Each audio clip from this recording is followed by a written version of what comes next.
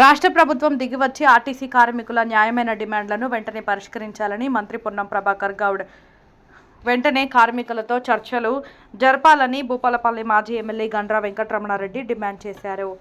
Bhupalpally RTC depot ముందు జరుగుతున్న నిరసన కార్యక్రమంలో ఆయన పాల్గొని ఆర్టీసీ కార్మికులకు మద్దతు తెలిపారు.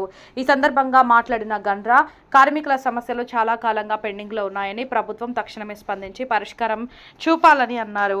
ఆర్టీసీ కార్మికులు తమ హక్కుల కోసం చేస్తున్న పోరాటం న్యాయసమ్మతమని ప్రభుత్వం ఆలస్యం చేయకుండా చర్చలు ప్రారంభించాలని కోరారు. ఈరోజు తెలంగాణ స్టేట్ రోడ్ ట్రాన్స్పోర్ట్ కార్పొరేషన్కు సంబంధించిన కార్మికులంతా కూడా సమ్మెలకు దిగడం జరిగింది. వాళ్ళ ప్రధానమైనటువంటి డిమాండ్ ఆర్టీసీని ప్రభుత్వంలో విలీనం చేయాల్సినటువంటి అంశాన్ని గతంలో కేసీఆర్ గారు ముఖ్యమంత్రి ఉన్నప్పుడే మేము రాష్ట్ర శాసనసభలో క్యాబినెట్ రాష్ట్ర శాసనసభ ఏకాగ్రీకంగా తీర్మానం చేయడం జరిగింది. ఆ రోజు క్యాబినెట్ కూడా అప్రూవ్ చేయడం జరిగింది. కాకపోతే ఆ డేట్ ఒకటే అనౌన్స్ చేయాల్సి ఉండే ఆ సందర్భంలో ఎన్నికలు రావడం జరిగింది. ఇప్పుడున్నటువంటి కాంగ్రెస్ ప్రభుత్వం కూడా ఎన్నికల మేనిఫెస్టోలో పెట్టింది ఆర్టీసీని మేము ప్రభుత్వంలో విలీనం చేసుకుంటామని చెప్పి. 2.5 సంవత్సరాలు అయింది. ఇప్పటి వరకు కూడా అనేక సందర్భాల్లో కార్మిక సంఘాలు ప్రభుత్వం మీద ఈ డిమాండ్ను చెప్పుకుంటూనే వచ్చింది. ఎప్పుడు చేస్తారు, మా యొక్క విలీన యొక్క ప్రక్రియ ఎప్పుడు పూర్తి చేస్తారంటే ఇగో అగో అనుకుంటా కాలయాపన చేస్తున్నారు తప్ప ఈరోజు వరకు కూడా ఆ ప్రక్రియను పూర్తి చేయలేదు. ఈరోజు చేయకపోగా ఈ యొక్క గుర్తింపు సంఘాలకు ఎన్నికలు పెట్టాలి, ఎన్నికలు పెట్టలేదు. వీళ్ళకి ఇవ్వాల్సినటువంటి ఉద్యోగాలకు సంబంధించినటువంటి ఉద్యోగులకు ఇవ్వాల్సినటువంటి బెనిఫిట్స్ ఇవ్వకుండా కాలయాపన చేస్తూ ఉన్నారు. ఈ సందర్భంలోనే కార్మికులు ప్రభుత్వం దృష్టికి ఈ సమస్యలన్నింటినీ కూడా తీసుకెళ్తే ఎవ్వరు కూడా పట్టించుకునే పరిస్థితులు లేదు. ముఖ్యమంత్రి గారు వస్తున్నారు పోతున్నారు, మంత్రులు వస్తున్నారు పోతున్నారు. ఈరోజు ప్రచారానికి మేము మా యొక్క హామీని అమలు చేసిన 6 గ్యారెంటీలో ఒక హామీ అయినా ఉచితంగా మహిళలకు మేము బస్సులు పెట్టి తిప్పుతున్నామని చెప్తున్నారు. ఈరోజు ఆర్టీసీ బస్సులు నడవాలంటే వీళ్ళు పెట్టినటువంటి ఈ నిబంధన వల్ల ఆర్టీసీకి నష్టం వస్తున్నది. ఆ నష్టం ప్రతి నెల ఇవ్వాలి. ఇప్పటికే దాదాపు 3,000-4,000 కోట్ల రూపాయల బకాయిలు ఉన్నాయి. ప్రతి నెల ఏదైతే ఈ యొక్క మహిళలకు సోదరిమణులు ఎక్కి ఫ్రీగా పోయేటువంటి దాన్ని ప్రభుత్వం పూడ్చాలి. ఇప్పటివరకు పూడ్చకుండా దాదాపు 3,000-4,000 కోట్ల పెండింగ్స్ ఉన్నాయి.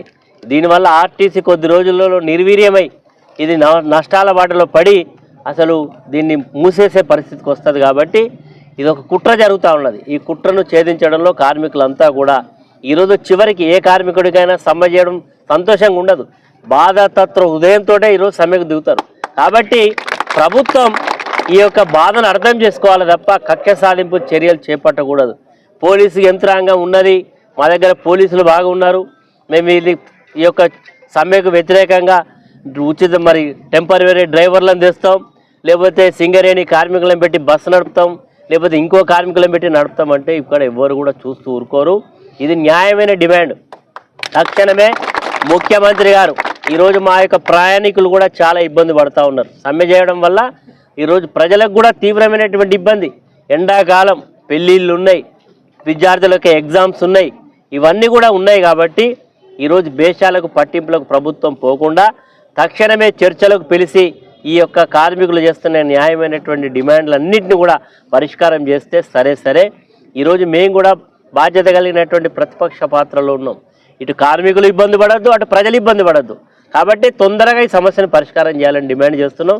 ఇటు ప్రజల పక్షాన, ఇటు కార్మికుల పక్షాన ఈరోజు మంత్రి పొన్నం ప్రభాకర్ గారు దీన్ని ఇనిషియేటివ్ తీసుకోవాలి.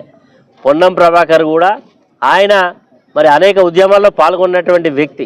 కాబట్టి పొన్నం ప్రభాకర్కు నేను సూచన చేస్తా ఉన్నా, ప్రభాకర్ గారు మీ ముఖ్యమంత్రి దగ్గర తక్షణమే పోండి, ఈ సమస్యను వారికి వివరించి ఈ సాయంకాలం లోపల సమ్మె విరంభించే విధంగా ప్రకటన వచ్చే విధంగా చేయాలని ఈ సందర్భంగా డిమాండ్ చేస్తున్నాం. ఒకవేళ చేయని పక్షంలో కార్మికుల పక్షానికి అండగా ఉంటాం. వారు చేసే ప్రతి అడుగు ఖచ్చితంగా వారికి అండగా ఉంటాం.